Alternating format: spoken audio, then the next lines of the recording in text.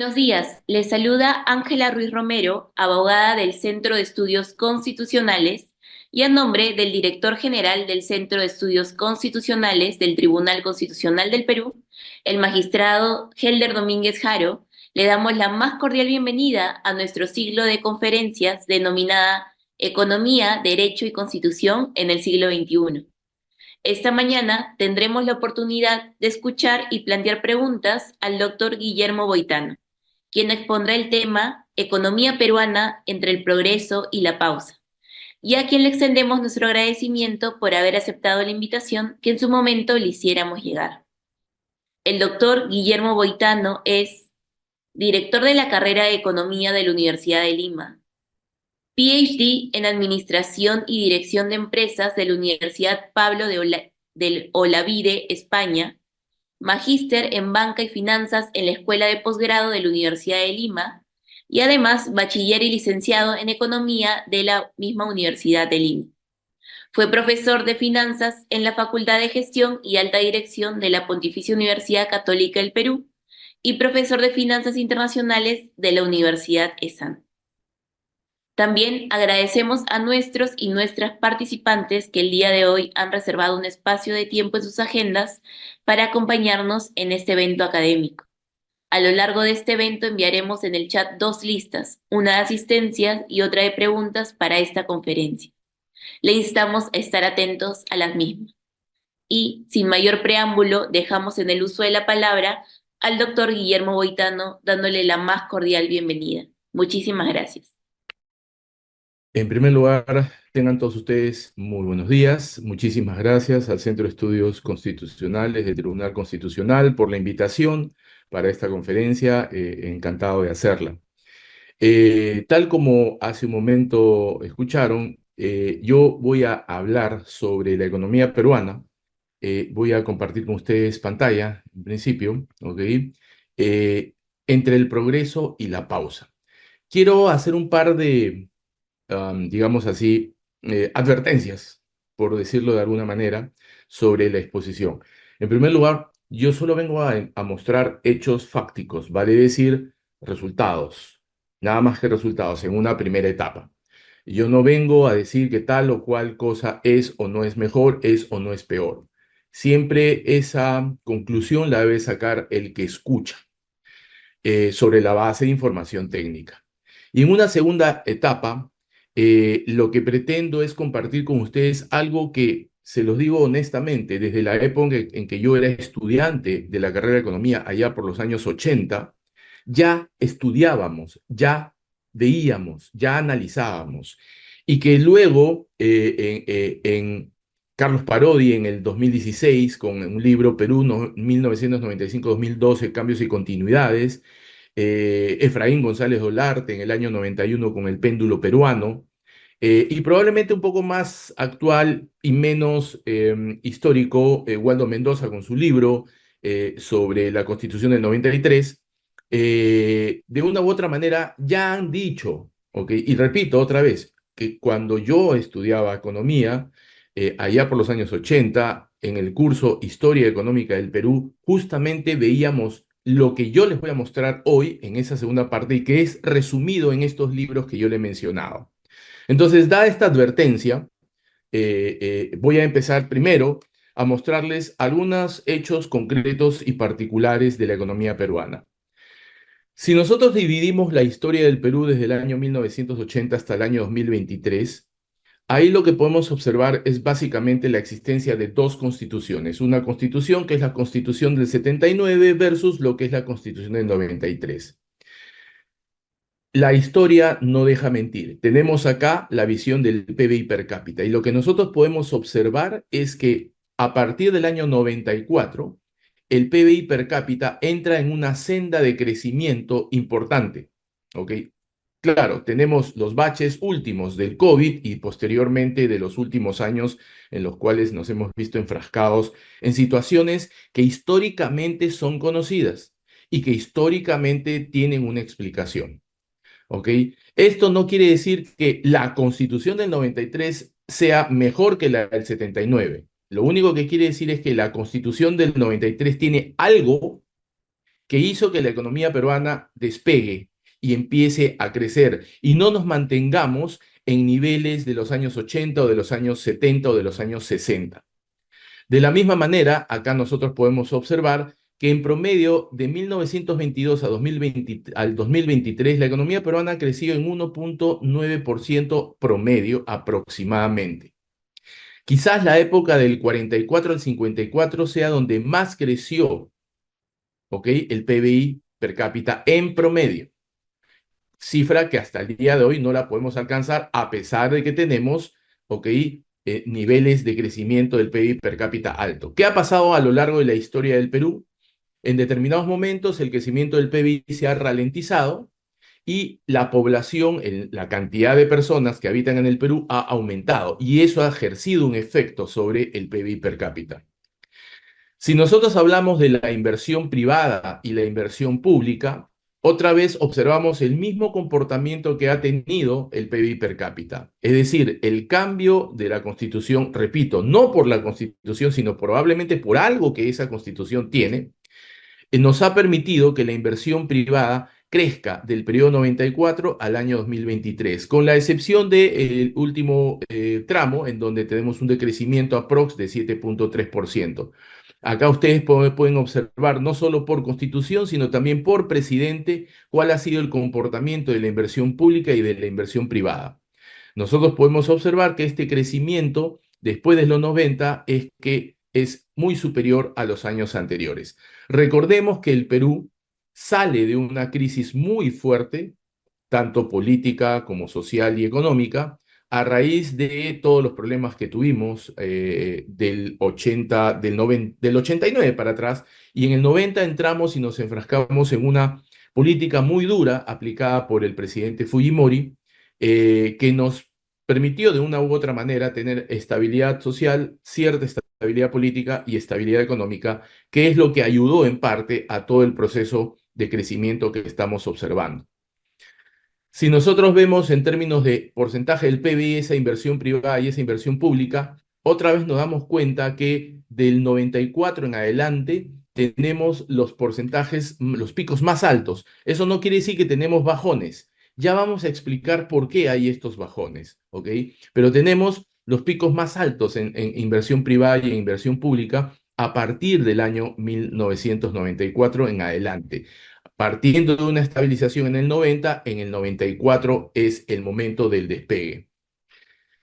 En términos de la inversión directa extranjera, digamos que desde el 80 hasta el 93, prácticamente el movimiento de la inversión directa extranjera fue muy leve, prácticamente se mantuvo constante, y recién a partir del año 94 es que despega esta inversión extranjera.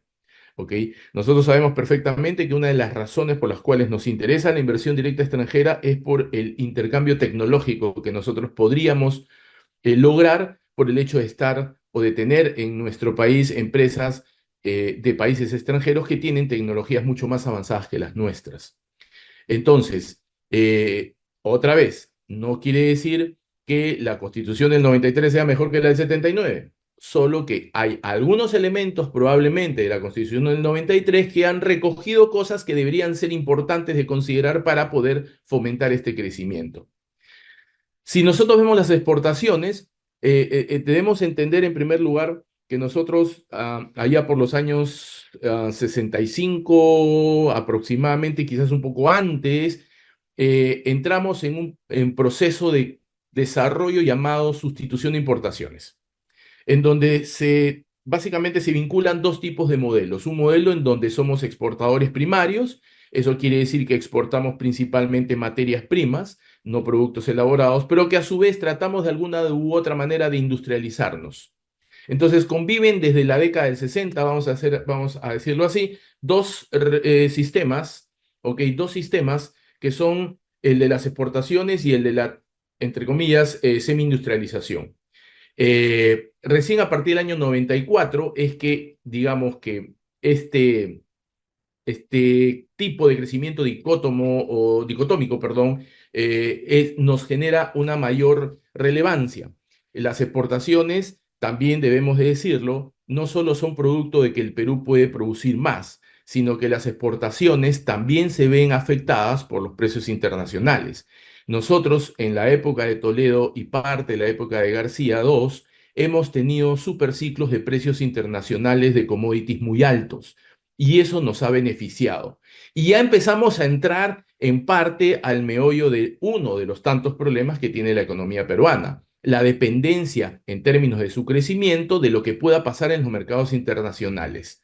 Lo que nosotros observamos en la economía peruana es que el PBI crece en la medida en que las exportaciones aumentan, valor de las exportaciones. Y el valor de las exportaciones aumenta debido principalmente a precios internacionales. Por lo tanto, en ciclos de precios internacionales altos, lo que nosotros vamos a tener es niveles de exportación altos y por ende un crecimiento positivo importante del PBI. En cambio, cuando el precio de las exportaciones, el precio internacional de los commodities baja, automáticamente nuestras exportaciones bajan y eso reduce el PBI. Entonces, ya este es un factor importante que nosotros tenemos que tener en cuenta.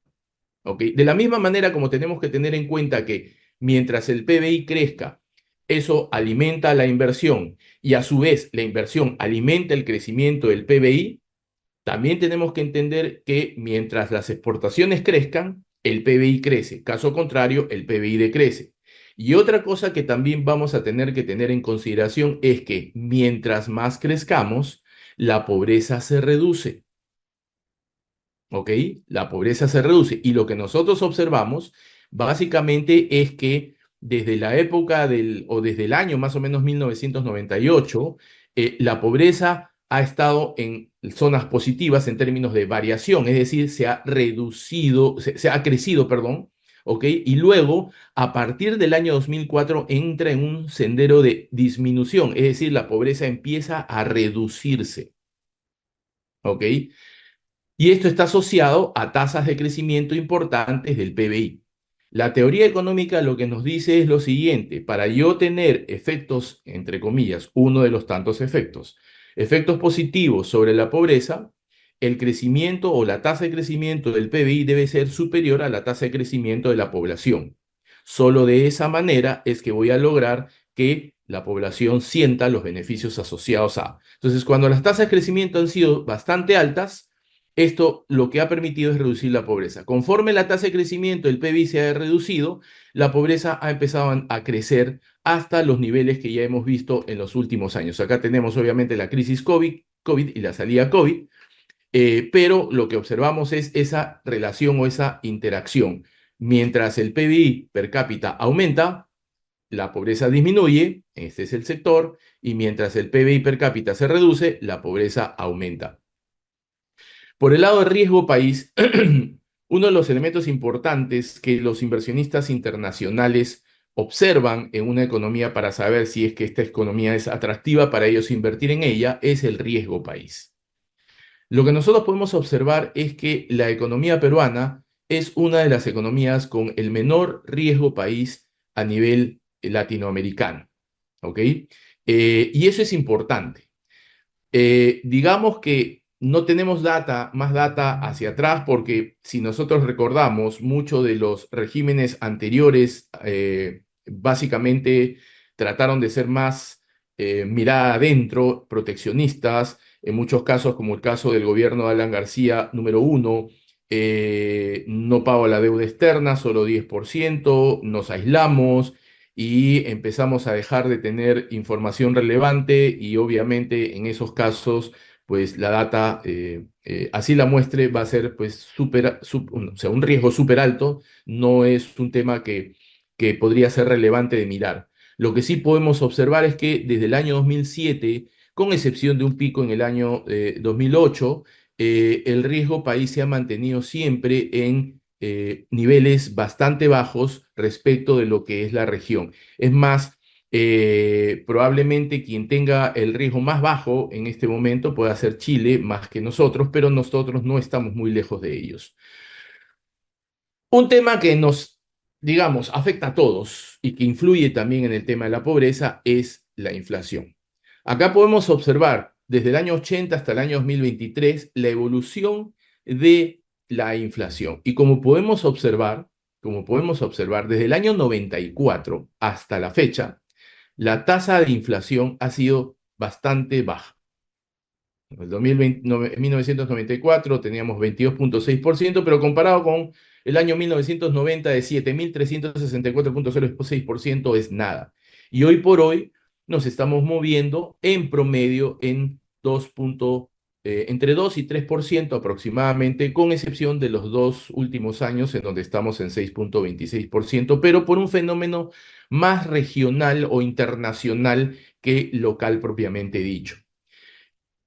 Un elemento, y quizás ya vamos aterrizando a las situaciones que dentro de un momento vamos a empezar a discutir, uno de los elementos quizás que nos ha permitido reducir la inflación de esta manera y estabilizar la economía es que justamente gracias a la introducción de la autonomía constitucional del Banco Central de Reserva que ocurrió en la Constitución del 93, hemos podido desvincular política económica de política de gobierno, teniendo un manejo independiente y técnico del Banco Central de Reserva. Recordemos que la función del Banco Central de Reserva es mantener el valor de la moneda y por lo tanto tratar de evitar por todos los medios que la inflación se desboque. Para eso el Banco Central de Reserva tiene necesariamente que accionar de cierta manera responsable. ¿Qué ocurría antes del 94, antes de la Constitución del 93? Básicamente que cada gobierno de turno tenía el poder sobre el Banco Central de Reserva. Y por lo tanto, dependiendo de la política que cada gobierno decidiera, el Banco Central de Reserva actuaba. Así, por ejemplo, si nosotros observamos del 80 al 90, básicamente cada vez que los recursos financieros del Estado se reducían, una posibilidad de financiarse era o deuda externa o emisión inorgánica de dinero. Ya la teoría económica nos indica que si yo me voy a financiar, por ejemplo, con emisión inorgánica de dinero, lo que voy a tener es un efecto inflacionario en algún momento en el futuro. Friedman decía que en países desarrollados el efecto inflacionario, después de haber hecho que la tasa de crecimiento del dinero fuese muy variable, se iba a sentir después de 18 meses. ¿Ok? Entonces, en términos concretos, mientras el Banco Central de la Reserva respondía a las necesidades de quien estuviese en el gobierno de turno, digamos que el control de la política monetaria y por ende el control de la inflación era muy limitado. Sin embargo, este cambio en la Constitución del 93 de introducir un Banco Central de Reserva autónomo hace que ya no dependa de quién es el presidente, sino dependa de qué cosa es lo que el Banco Central de Reserva técnicamente analiza. Lo que hemos visto en los últimos años, en estos últimos años, en donde hemos tenido inflación internacional. Como les dije, inclusive Estados Unidos ha sufrido fuertemente del tema de la inflación. Sin embargo, somos el país que hemos mantenido el mayor control sobre la inflación. Ojo que el Banco Central de Reserva peruano no define el tipo de cambio, pero sí controla la velocidad de subida o la velocidad de caída del tipo de cambio. Y a pesar de todas las críticas, hemos sido la economía en donde que ha tenido la menor variabilidad del tipo de cambio durante todo este periodo último de crisis internacional. Ojo, ¿ok? Esto lo hemos logrado gracias a esta situación de autonomía del Banco Central de Reserva. Y esto ya nos empieza a llamar a la mente algunos hechos que vamos a ver dentro de un momento que podrían explicar por qué esas diferencias entre los resultados antes y después. Este es el resultado económico del gobierno, vale decir, el déficit fiscal. Lo que también nosotros podemos observar es que antes de la Constitución del 93, ¿ok? Y antes de lo que era la regla fiscal establecida, el déficit o los déficits fiscal simple y llanamente se desbocaban, ¿ok? A eso es a lo que me refería hace un rato.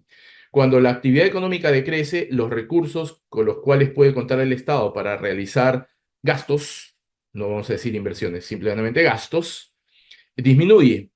Al disminuir, tiene que buscar alguna fuente de financiamiento.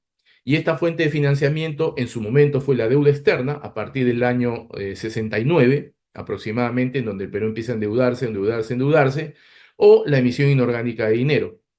Pero en última instancia, lo único que se está haciendo es que estamos gastando más de lo que tenemos. Y eso tiene un efecto, tiene una repercusión. Y esa repercusión es importante entender porque genera inestabilidad. Es como que yo en mi casa trabajo y gano 3.000, 4.000 soles, pero gasto por 6.000, 7.000 soles. Obviamente, en determinado momento voy a tener problemas, ¿ok? Entonces, esos problemas los voy a tener que cubrir de alguna manera. ¿Cómo empezamos a cubrir esos problemas? Voy al banco y pido plata. Pero esa plata la tengo que devolver y encima la tengo que devolver con intereses. Por lo tanto, los próximos ingresos, de una u otra manera, van a estar anclados a la necesidad, ya no solo de satisfacer mis necesidades, sino de pagar el crédito al banco con los intereses correspondientes. Entonces, el manejo presupuestal es súper importante, no solo a nivel de familia, sino a nivel de país. ¿Ok? Sí hemos observado, y esa es la preocupación, por ejemplo, de las principales clasificadoras de riesgo, que a raíz de las políticas, no voy a decir populistas, pero sí de las políticas para tratar de luchar contra los problemas derivados del COVID, se dieron ciertas libertades que antes no se tenían y hoy nos estamos encontrando con una situación difícil de controlar, difícil de llegar a ese límite que nosotros mismos nos habíamos autoimpuesto. Y por eso ahora hemos aceptado que la regla fiscal sea un déficit de 2,8% del PIB cuando normalmente debería ser 2%. ¿Ok? ¿Es sano o no es sano? No estamos en discusión en este momento esto. Lo que nosotros queremos saber es por qué pasa estas diferencias entre un periodo y otro periodo.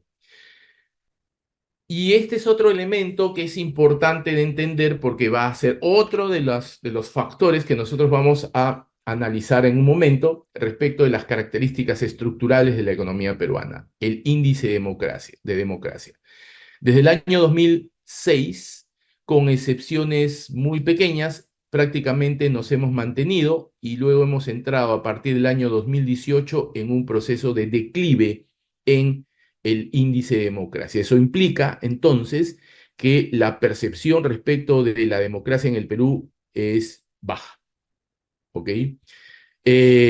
No vamos a discutir acá por qué esa percepción existe. Lo único que podemos decir es que existe la percepción de que el país, digamos así, está entre el medio de un régimen autoritario y un régimen democrático. No es democrático propiamente dicho, no es autoritario propiamente dicho, pero sí está en ese limbo. Y otra vez, asociamos cada uno de estos resultados a cada uno de los gobiernos que nosotros hemos tenido a lo largo del tiempo. Y acá es donde empieza el gran análisis. ¿Por qué hemos visto esas diferencias entre periodo y periodo que están asociados a cambios en la Constitución? En primer lugar, entendamos lo siguiente. La economía peruana, y acá me voy a referir básicamente, como les dije, a Efraín González Dolarte, la economía peruana la podemos, digamos así, configurar como un péndulo. El péndulo oscila de un lado para otro. ¿Qué implica eso? Lo que implica eso es que la economía peruana, de gobierno a gobierno, o muchas veces al interior de cada gobierno, ¿ok? Ha transitado de ser sumamente, digamos, populista, intervencionista, estatal, a sumamente libertad de mercado, ortodoxo, tradicional. Repito, hemos estado moviéndonos de un lado para otro, no solo de gobierno a gobierno. Un ejemplo simple, García 1, populista, gasto público, el Estado como ente principal. ¿Pasamos a dónde? A Fujimori, ortodoxo, mercado, reducir el Estado, políticas totalmente contrapuestas. ¿Ok? Y lo mismo podemos observar al interior de cada una de los gobiernos, de medidas totalmente populistas a medidas más restrictivas. Otro de los elementos que nosotros podemos observar históricamente en el Perú es que los gobernantes, ¿ok? A la hora de tomar la decisión del cambio hacia la otra política, se demoran. Es decir, Imaginemos el escenario en el cual yo hoy día sé que voy a empezar a tener menos ingresos que los que tenía el día de hoy, el día de mañana. Entonces, hoy yo debería de tomar la acción para ver cómo hago que mi presupuesto se equilibre. En muchos casos, lo que ha pasado con los gobiernos en el Perú ha sido de que, sabiendo esta realidad, que los ingresos iban a ser inferiores, no hemos hecho nada, no hemos hecho nada, no hemos hecho nada, hasta que hay un momento en que es imposible poder solucionar el problema. Y ahí es donde estalla la crisis y ahí es donde viene el cambio abrupto hacia una política diferente, más dura, más restrictiva. ¿Por qué ocurren estas situaciones? Básicamente porque tenemos un sistema político institucionalmente débil y una cultura proclive a la variabilidad. ¿Ok? Entonces, ¿a qué se refiere esto?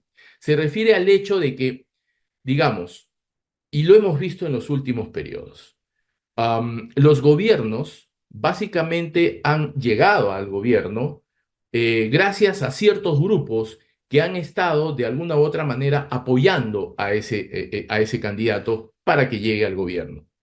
¿Ok? Entonces, ¿qué pasa con esto? Lo que pasa con esto es que cuando llega ese presidente al poder, obviamente su política va a responder hacia el grupo que lo ha ayudado a llegar al poder. Y esa situación genera disparidad y esa situación genera crisis. La inestabilidad afecta a la inversión, afecta el crecimiento y afecta la distribución de ingresos. Y esto se amplifica por la fragmentación de la sociedad peruana productiva y distributivamente.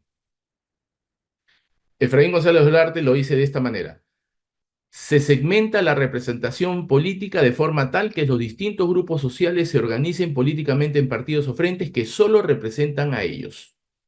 Por lo tanto, ese estilo de política es un estilo de política de exclusión. Solucionar una crisis no tiene una solución consensuada para todos favorable, sino simplemente una solución basada en principios de exclusión. Y traigo en este momento a la mesa una conferencia que dio la ex ministra de Economía, María Antonieta Alba, ya cuando se encontraba en Suiza, si mal no recuerdo, pues fue para Harvard, en donde la entrevistan y le dicen, bueno, cuéntanos pues cómo fue tu experiencia en el Ministerio de Economía. Y una pregunta que le hacen a ella es, ¿en qué se iba más tu tiempo cuando eras ministra de Economía?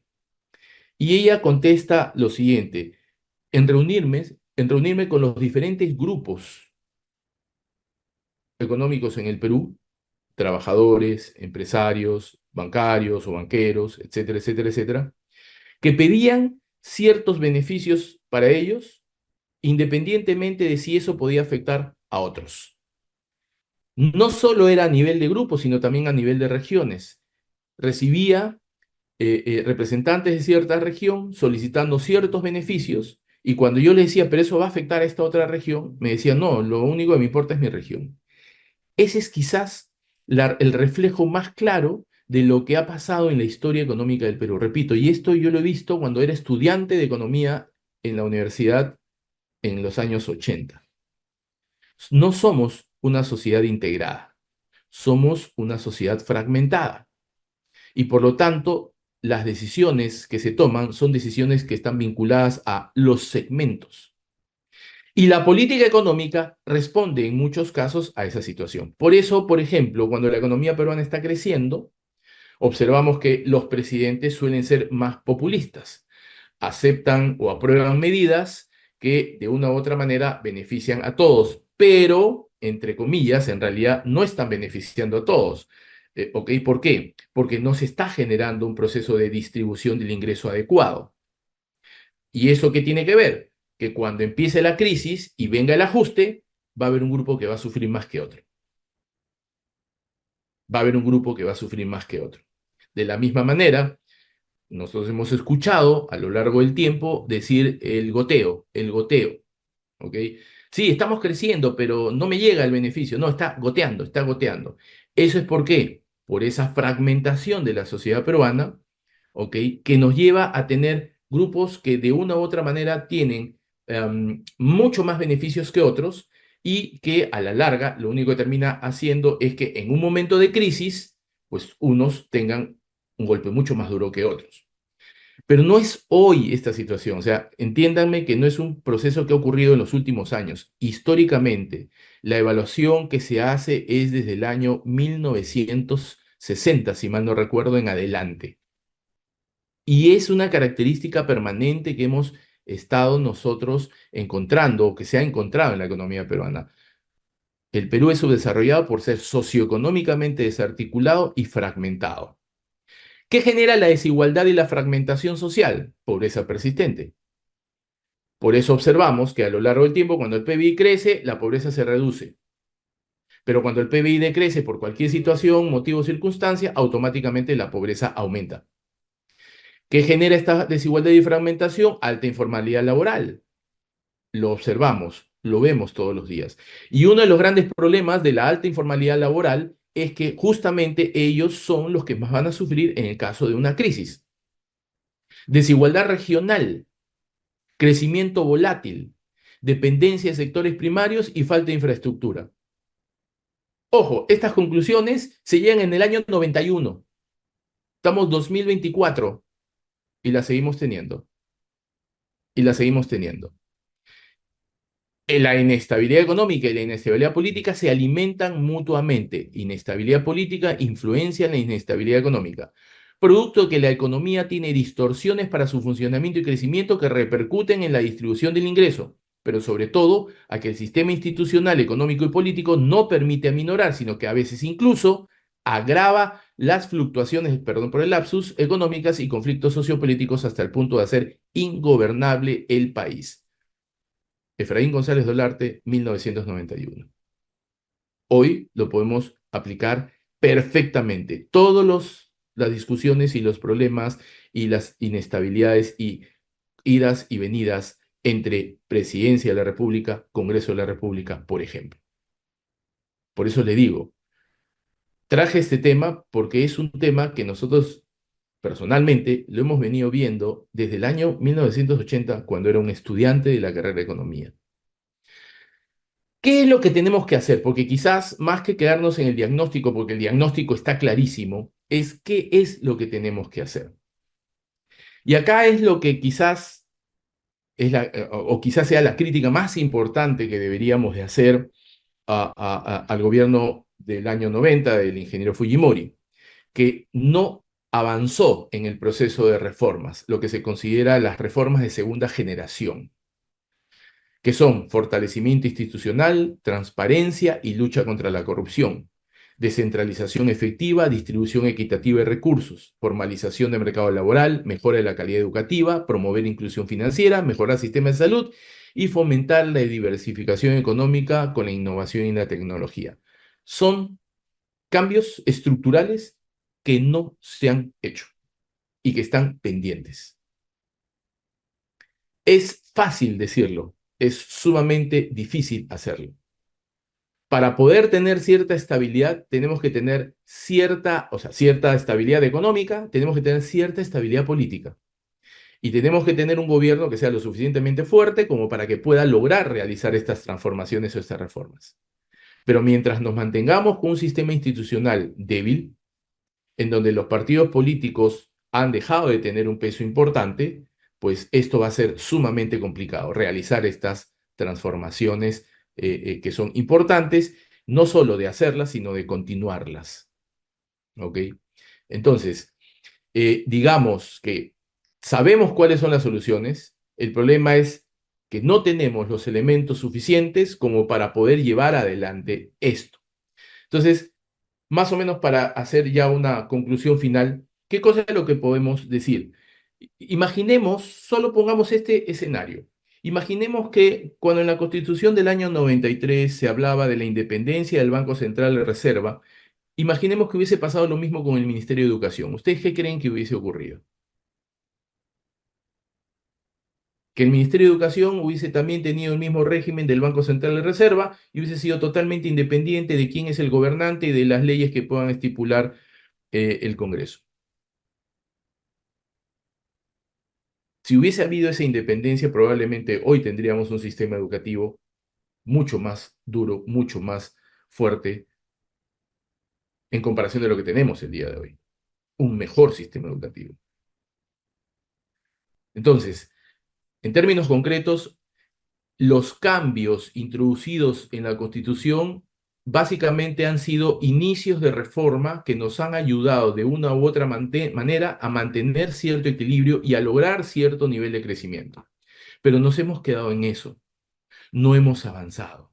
Ninguno de los presidentes posteriores a Fujimori han logrado tener la capacidad para poder, obviamente, olvidémonos de los últimos, porque los últimos han sido, digamos, los presidentes con menos soporte masivo, por llamarlo de alguna manera, han tenido, no han podido, y me refiero a García II, que podría haberlo hecho, inclusive hasta Humala podría haberlo hecho, han tenido las condiciones como para poder continuar con las reformas y hacer esta reforma de segunda generación y empezar el proceso. Sin embargo, no se hizo, no se hizo. En conclusión, ¿qué tenemos? Tenemos una economía peruana dependiente de lo que pasa en el sector externo, que internamente no conversa entre ellos, no conversa entre los diferentes actores, porque cada actor tiene su propia visión, cada actor tiene su propia idea de qué cosa es lo que se debe hacer o se puede hacer y de los beneficios que quiere independientemente de todos los demás, ¿ok? Y por ende, tenemos una economía fragmentada y una sociedad fragmentada. Tenemos las distorsiones y las divisiones que lo único que generan cada vez que hay una discusión es más polarización. Tenemos un sistema institucional débil, tenemos partidos políticos débiles y tenemos reglas y normas. En el Perú nos faltan más leyes. Lo que falta es cómo estas leyes deben ser aplicadas y deben ser mantenidas a lo largo del tiempo. Esto es lo que termina, de una u otra manera, influenciando, ¿ok? Influenciando los resultados económicos desde el punto de vista eminentemente puro y técnico. Nada de apasionamientos, de que yo creo que es así, yo creo que es así. Y esto es historia, historia económica del Perú. Muchísimas gracias. Muchísimas gracias, doctor Guillermo Boitano, por su ponencia. Y conforme a lo señalado, vamos a empezar con la sección de preguntas realizadas por los y las asistentes. El día de hoy tenemos múltiples preguntas, vamos a realizar dos. La primera de ellas es de Miguel Ángel Félix Sierra Laya Velázquez. Él pregunta, ¿hasta qué punto debería una reforma constitucional limitar la intervención del Estado en la economía para fomentar la eficiencia del mercado y la competitividad? A ver, para contestar esa pregunta, interesante la pregunta, ¿por qué? Porque, por ejemplo, a partir o mejor dicho, antes de la Constitución del 93, el Estado era el sustituto del mercado, ¿ok? Es decir, cada vez que había un tipo de problema o imperfección, era el Estado el que entraba a sustituir el mercado. En teoría, la teoría económica lo que nos dice es que el mercado es el mejor asignador, el asignador más eficiente de los recursos. Pero entendamos lo siguiente, entendamos que la economía peruana, con las características que acabo de mencionar, el mercado resulta también hasta cierto punto perverso. No digo que sea malo, ¿ok? Sino que tiene distorsiones, tiene imperfecciones. Ahí es donde el Estado tiene que actuar. Es decir, dejar que el mercado funcione, pero tener el poder suficiente, la independencia suficiente, organismos independientes con fuerza suficiente como para intervenir en esas imperfecciones y actuar corrigiéndolas y no generando que estas imperfecciones sigan creciendo y sigan creciendo y sigan creciendo. Lo que nosotros no tenemos al día de hoy es ese poder para controlar estas imperfecciones de mercado. Yo no digo que el mercado sea la única solución. Yo lo que digo es que el mercado es una solución en la medida en que carezca de imperfecciones. Es imposible tener un mercado sin imperfecciones. Y ahí es donde viene la intervención del Estado.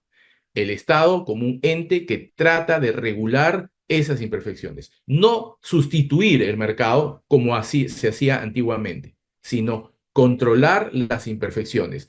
Me refiero a monopolios, discriminación de precios, establecimiento de precios por contubernio entre varios operadores, todo ese tipo de cosas. Tenemos que tener ese tipo de poder.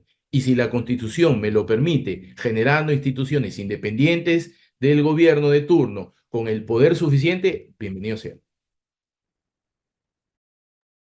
Muchísimas gracias, doctor. Tenemos una segunda y última pregunta que ha sido realizada por Gabriel Ángel Machaca Conde. Él pregunta, a pesar del crecimiento económico, la desigualdad sigue siendo un desafío en el Perú. ¿Cómo puede la economía peruana avanzar hacia un crecimiento más inclusivo? Totalmente cierto. O sea, de hecho, por eso es que cuando las crisis vienen, hay un grupo de personas que las sienten más. Por eso es que cuando viene una crisis, automáticamente la pobreza aumenta. Básicamente, los problemas ahí son la informalidad laboral. ¿Por qué la informalidad laboral? Porque tengo gente que trabaja y que no tiene los mismos beneficios que un trabajador formal.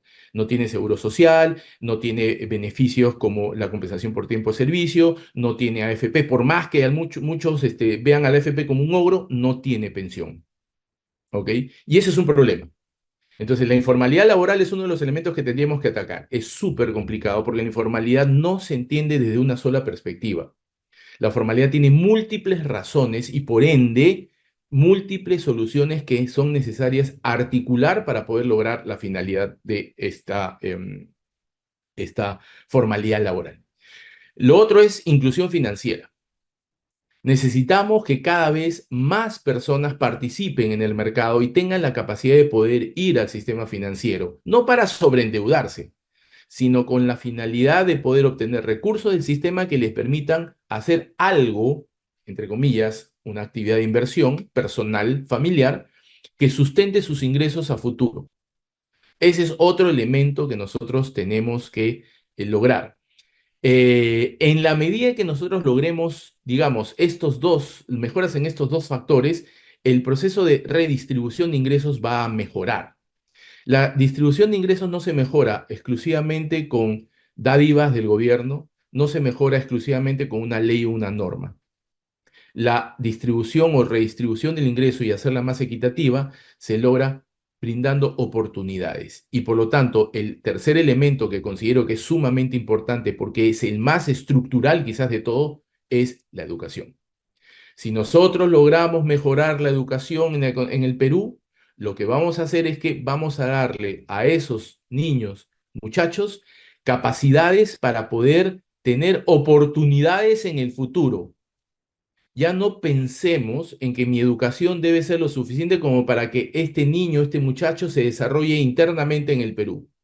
Hoy el mundo es globalizado. Cuando yo hablo con mis alumnos en la universidad, yo les digo, hoy día ustedes no están estudiando para competir entre ustedes, hoy están estudiando para competir con cualquier persona que estudia en cualquier lugar del mundo, en cualquier país y en cualquier universidad. Por lo tanto, la competencia es mucho más dura de lo que era, por lo menos en mi época, cuando yo era estudiante de economía. Si yo tengo un nivel educativo lo suficientemente fuerte y duro, tengan la seguridad que voy a tener la capacidad para poder competir y eso me va a abrir oportunidades. Las oportunidades son las que me van a permitir generar una mejor distribución de los ingresos. Muchísimas gracias, doctor, por responder a nuestras preguntas y esperamos contar con su presencia en una próxima actividad académica. Y con eso estaríamos concluyendo nuestro evento académico del día de hoy. Muchísimas gracias, doctor Guillermo Boitano. Vale, Muchísimas gracias a ustedes por la invitación, encantado de haber estado acá y de haber podido contestar sus preguntas de la mejor manera posible y dejarles como tarea que repiensen los factores que les he mencionado a todos ustedes y véanlos desde una perspectiva histórica, no lo vean solo hoy, mírenlo desde una perspectiva histórica y se van a percatar que son temas permanentes y continuos. Y eso es lo que tenemos que resolver. Muchísimas gracias a todos ustedes. perfecto, doctor. Muchísimas gracias. Y con ello nos despedimos, haciendo extenso nuevamente nuestro agradecimiento tanto al doctor Guillermo Boitano como a nuestro público asistente. Muchísimas gracias.